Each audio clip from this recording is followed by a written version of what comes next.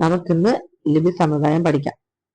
Channel ആദ്യമായിട്ട് കാണുന്ന subscribe ചെയ്യാനും വീഡിയോസ് ഇഷ്ടമായ ലൈക്ക്, ഷെയർ, കമന്റ് ചെയ്യാനും മറക്കരുത്. മനുഷ്യ ശബ്ദത്തിന്റെ ചിത്രമാണ് എഴുത്തെന്ന് അഭിപ്രായപ്പെട്ടത് വോൾട്ടയർ. ഭാഷണപദങ്ങളുടെ പ്രതീകമാണ് എഴുത്തെന്ന് അഭിപ്രായപ്പെട്ടത് അരിസ്റ്റോട്ടിൽ. ഭാരതീയ ലിപികളുടെ അടിസ്ഥാനം ബ്രാഹ്മി ലിപി, അശോക ലിപി എന്നും മറ്റൊരു പേര്. ലിപികളെ കുറിച്ച് പരാമർശിക്കുന്ന ബുദ്ധമത ഗ്രന്ഥമാണ് ലളിത വിസ്താര. ദേവനാഗരി ലിപിയിൽ എഴുതുന്ന ഭാഷകളാണ് സംസ്കൃതം, ഹിന്ദി, മറാത്തി. തെക്കേ ഇന്ത്യയിൽ ആദ്യം ഉത്ഭവിച്ച ഭാഷയാണ് തമിഴ്. പ്രാചീന കേരളത്തിൽ നിലനിന്ന ലിപിയാണ് പട്ടെഴുത്തും കോലെഴുത്തും. ദക്ഷിണേന്ത്യയിലെ ലിപി സമുദായങ്ങളെല്ലാം മുഖാലിപികളുടെ പരിണത രൂപങ്ങളാണെന്ന് അഭിപ്രായപ്പെട്ട ഭാഷാശാസ്ത്രജ്ഞൻ ഡോക്ടർ ബർണൻ. ചൈനീസ് ഭാഷയിൽ നിലനിന്ന ലിപി സമുദായം ചിത്രലിപി. ദ്രാവിഡ ഭാഷകൾ പൊതുവെ സ്വീകരിച്ചിരുന്ന ലിപി സമുദായം അക്ഷരലിപി. അക്ഷരലിപി സ്വീകരിച്ചിരുന്ന ചില ഭാഷകളാണ് മലയാളം, തമിഴ്, ഹിന്ദി, സംസ്കൃതം. ഇംഗ്ലീഷ് സ്വീകരിച്ചിരുന്ന ലിപി വ്യവസ്ഥ വർണ്ണലിപി. എന്താണ് ജ്ഞാനം, മോനം?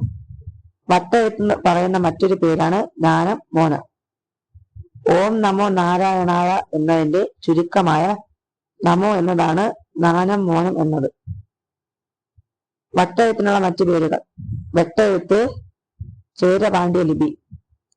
വട്ടെഴുത്തിന്റെ ദേശഭേദങ്ങളാണ് കോലെഴുത്തും മലയാണ്മയും. എന്താണ് വർണ്ണം?